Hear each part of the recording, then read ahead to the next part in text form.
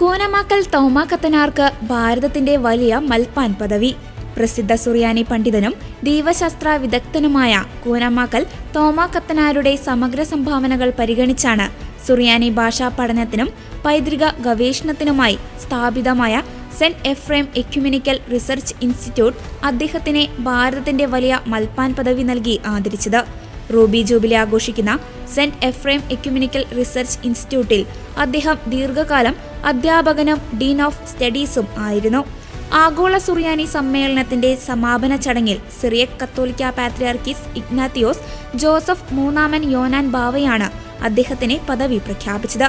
ഭാരതത്തിലെ എല്ലാ പൗരസ്ത്യ സഭകളിൽ നിന്നുമുള്ള മെത്രാന്മാരും വൈദികരും അൽമായരും ചടങ്ങിൽ സന്നിഹിതരായിരുന്നു.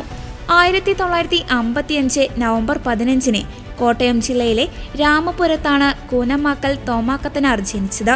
പാലാരൂപതയിൽ വൈദികനായ അദ്ദേഹം ഇംഗ്ലണ്ടിലെ പ്രശസ്തമായ ഓക്സ്ഫോർഡ് സർവകലാശാലയിൽ നിന്ന് സുറിയാനി ഭാഷയിൽ ഡോക്ടർ ബിരുദം നേടിയിട്ടുണ്ട്. സുറിയാനി സഭാ ചരിത്രത്തെപ്പറ്റിയും മാർ അപ്രേം ഉൾപ്പെടെയുള്ള ആദ്യകാല ദൈവശാസ്ത്ര എഴുത്തുകാരെ പറ്റിയും നിരവധി ലേഖനങ്ങൾ അദ്ദേഹം അന്തർദേശീയ ജേണലുകളിൽ പ്രസിദ്ധീകരിച്ചിട്ടുണ്ട്. കേംബ്രിഡ്ജ്, ലണ്ടൻ, ഓക്സ്ഫോർഡ്, ഉപ്സല തുടങ്ങിയ സർവകലാശാലകളിലും ദമാസ്കസ്, ബാഗ്ദാദ്, ജർമ്മനി, എത്യോപ്യയിലെ ആഡിസ് അമ്പാമ്പ, ഉജ്ജയിൻ, വടവാതൂർ പൗരസ്ത്യ വിദ്യാപീഠം തുടങ്ങിയ സ്ഥലങ്ങളിലും അദ്ദേഹം പ്രബന്ധങ്ങൾ അവതരിപ്പിക്കുകയും അധ്യാപനം നടത്തുകയും ചെയ്തിട്ടുണ്ട്.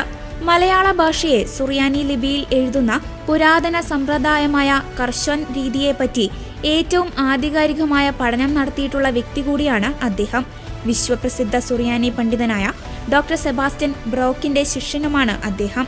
കോട്ടയം ജില്ലയിൽ കുറവിലങ്ങാട് കാപ്പുംതലയിൽ സ്ഥിതി ചെയ്യുന്ന സുറിയാനി പഠന കേന്ദ്രവും സന്യാസ ആശ്രമവുമായ ബേസ് അപ്രേം നസ്രാണി ദഹറയുടെ സ്ഥാപകനുമാണ് അദ്ദേഹം.